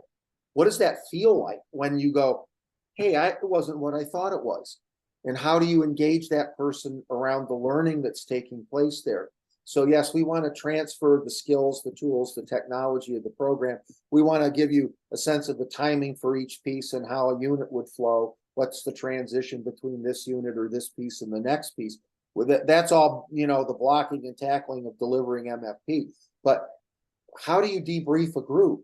And when do you decide that we need a little more time to let Sophie share her story, or Blake explain his concerns about adding on another level of challenge to an already full plate? So you would go through it first as a participant and experience it.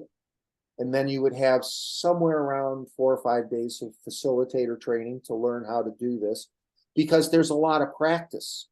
So a lot of practice, whiteboard and flip chart work. And then if you're going to do it distributed, Susan has more experience than I do of online distributed delivery of MFP. So she could be my colleague, Susan Timmons from ODI. But yes, we would also talk through how you could get that done. I know that the marketplace is full of places where you can buy units online and just do them. I think that has some value. I don't know. I personally really find the interaction, the level set of the groups, and some decisions around what good looks like for a particular region are good. What's good look like for the company? And I think Anthony and anybody else on the senior team will need to hear what comes back from the bottom. We always keep a list of those questions. Well, I understand they've been learning about communication. I still don't really have a clear picture of what our goals are for the quarter, the year, or whatever, you know, that kind of thing. Did I answer all of your questions? It did, I guess, and just you maybe think another one though, I guess, is and I said it earlier, is like kind of like what is the assessment? Like how will, obviously we write things down, and it's, I'm not looking for like an ACT type test, but when we get to the end of this for a participant, what are the ways that we measure, did they get it? I mean, other than just saying, oh yeah, this made a lot of sense, this is really helpful. Do you currently do an employee satisfaction survey? We did one about 2 years ago, and I think there's a plan again in the future, but I don't want to speak for. I would encourage you to design a really good one. That's the sociologist in me. I love to design those instruments. Most people think they can, but they end up not having good, clear items, and a simple assessment of where leadership is and where it's going quarter to quarter, year to year, or whatever, is really helpful. And you can see how these skills will impact those numbers. We've got tons of, George would be the guy to tell you, George Labovitz, who founded and is still a thought leader at ODI. He would be able to tell you lots of stories if if the senior leadership team wants to hear them, of how things really turned around for this, that, or the other organization. And and I've had that experience, whether it's guys loading the docks or, the senior executives of some nuclear facility somewhere in the country. They all would have stories to tell about how this training helped them impact the bottom line, both on the economic side of it, and as well as the employee engagement and satisfaction side of it. So I'm really confident in our ability to work with you to come up with some very simple tools to assess ROI as you roll any of your leadership training or employee development programs out. That's one of my favorite things to do, Blake. So may I add, Mark, to that, just to clarify to Blake. So assessing metrics, all of that, we'll have that discussion. we can have that discussion. Yeah, so yes. we're gonna get there. We are accounting for having a conversation about how we're gonna measure, all of it, the effectiveness of the program, also performance, things like that. We'll get there once we decide on content, etc. But it's coming Right. soon. Right, and Blake, I think the ask is, and you could decide, this should be trained top down. The best way to unfold any leadership program is top down, and have it roll out. And Julie, you said the word mentoring. It would be great to know that some of the people on the senior staff are going to be out in the field mentoring or kicking off these workshops, or coming at the end to hear the issues that are identified and concerns that have been expressed, the needs that are new needs or other needs that have been identified. I think there's a huge role for that. Typically, most organizations will want their consulting firm or training and development firm to deliver to the top organization. But if you have experienced trainers and we sit down and figure out who's doing what piece, we share that often, that responsibility often. So that's not a problem to do that. Yeah, and Blake, or all of you, I'm pretty sure we alluded or discussed or mentioned this, but we fully expect that, at least for our senior level of leadership, that any manager training would be delivered by pros, not by the people who became train the trainer. And we anticipated and hoped that once we choose internal trainers, understand what the deployment will be, how we'll be doing it, certainly for the tenured staff and our ongoing, that it would be building a really amazing capacity within the organization. Yeah, please. Go ahead. Yeah, go. I just wanted to say, to piggyback on what Corey just said, think about who your high potentials are and make sure that they become a trainer. So that is one of the best things you can do for staff development. And they'll think it's punishment at first, but they'll see it as a reward later. So just, you've got the native ability, skills, and desire. We want you to carry on as a high potential in this organization, and this is a place where you can get some visibility. I can't just tell you had how a many random people. thought. Yes, go ahead. Sorry. I was going to say, Corey, could that somehow be part of our new hire mentor program? Because we already do have new hire mentors, and if we found people who are also really solid trainers, it could kind of combine to. I'm just thinking people who are new hire mentors tend to be very knowledgeable and also managers and stuff. So if we can combine that work, then it could be part of that potentially. Yeah, that's a great source for those people. And we're also thinking about the fact that we have so many people that have worked here for a long time who, outgrow their jobs, or maybe just getting a little, look, I'm 51 now, it's like I've been here for 20 years. I was 30 when I started, it's different times. So I feel like this could be potentially a really great way for us to retain some talent, eventually. But we agree, and we'll have these discussions to see, who these people are and all of that. So it's exciting. Thank you. Okay. Oh, I'm sorry. Please, if anyone has any comments, go. Mark, I was wanting to ask, have any companies run into problems where the lowest managers on the totem pole are not wanting to get training from someone way higher up? You mentioned this coming from the top down. So it's thinking about the person I manage, the only person I could think of that might have time is not her manager, me, not my manager, my senior director, or my state director, but maybe the senior director. So, I mean, there'd be 3 layers of management between the person who's getting trained and the trainer. Has that ever been a problem? So when I said top down, I meant the rollout of the program, not necessary. But and that's a great question, because it's not necessarily the way that I don't expect Anthony to be doing train the trainer. He has a much more important role to play, right? So, and one of the rules would typically be not to have your boss go and train all his or her people. That oftentimes you would have the leader in Georgia go to Texas next door, or whatever. So the mechanics of who's comfortable in the room is that question is a very important one. That's a very important one. But I don't expect senior people to do this training. Like I said, oftentimes, and I've had everybody from shop floor supervisors to the COO of large nuclear, large power companies decide to go off and help mentor and coach. And they play different roles in that process. And we're very creative about how we can structure those roles so that they're not seen as threatening or, onerous. It works both ways.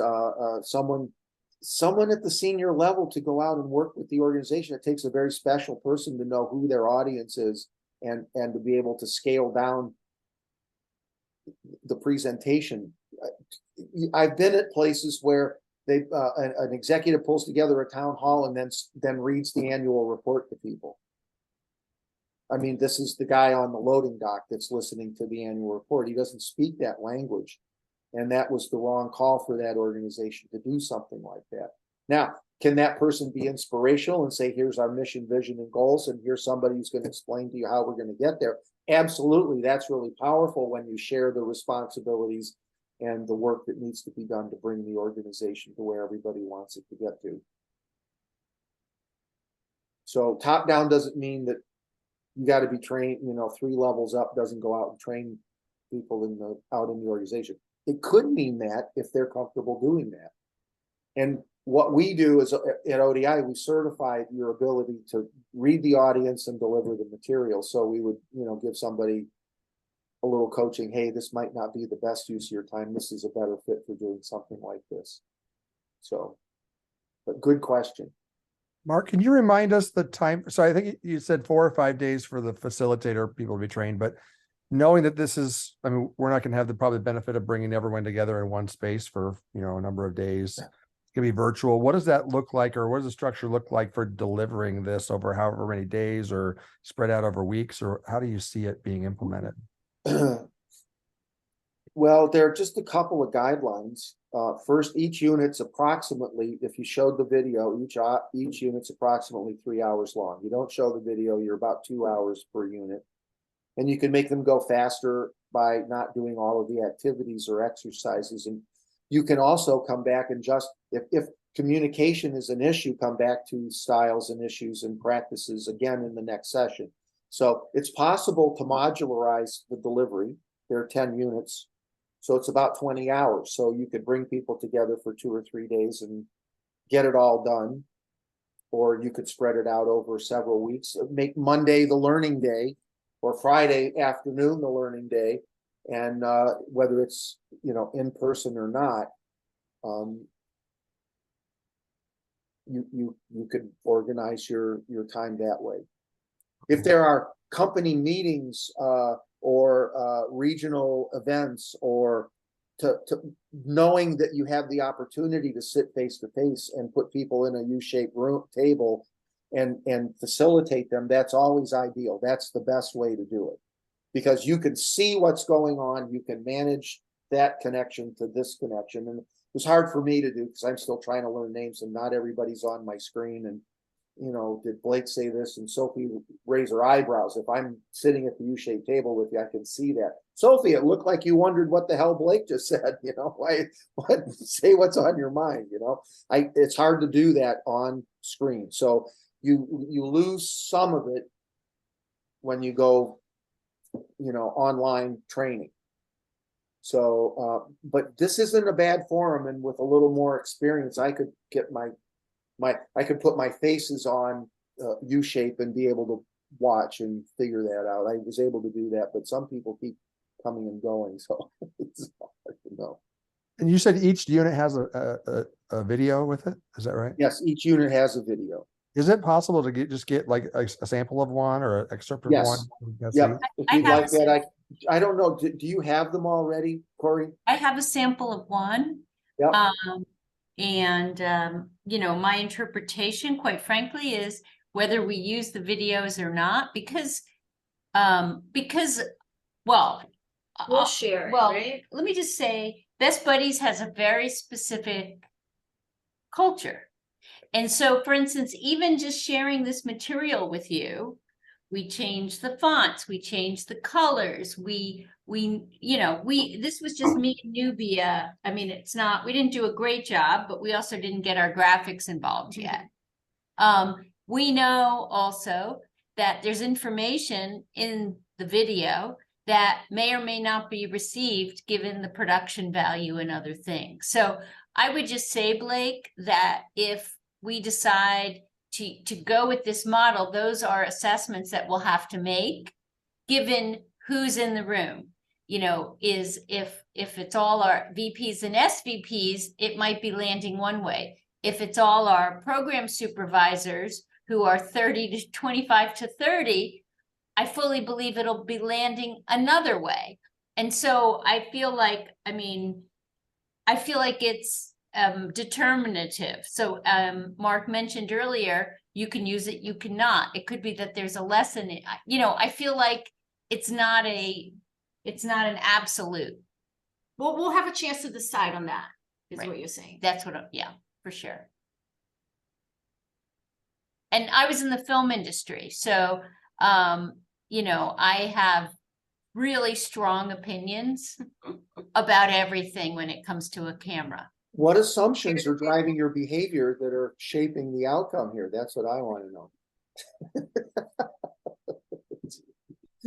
Are we okay? I don't want to keep anybody we're at 2:00 and I promise to be done, but if I'm happy to, if there are more questions or That's comments. perfect timing, Mark. I'm very impressed. Perfect timing. I keep my watch with me on all these occasions, so. I'm all set. We thank you so much, Mark. I really appreciated this. I think, you know, I know you went above and beyond to give us some context and, you know, better inform us. I think it benefited everyone. It certainly benefited me. Thank you, Blake. Thank you so much. You know, we'll be in touch. And this is, you know, when we do our debrief at our meeting, well, what I'm going to ask everyone to do is basically take your notes now, right? While it's fresh, your thoughts, your input, that would be really helpful so that, you know, because we want to be very mindful on that day about your feedback and your thoughts. So if people could just keep it fresh now, sit down, maybe take 10 minutes to write down for, you know, for that time, I'd be really grateful. It'll make it easier. I see I froze again. Okay. Good, but thank you all for your time. I appreciate it. Thank you. Thank you, Mark. Does anyone want to stay and ask any questions of us? Mark, thank you. All right, I'm leaving. Thank you. Thank you, sir. Thank you, Mark. I don't know. I just wanted to kind of have a chance to see if there's any questions or any thoughts or anything that I do. Can you guys hear me? Yeah, Yes. it's just Okay. about the Yeah. video.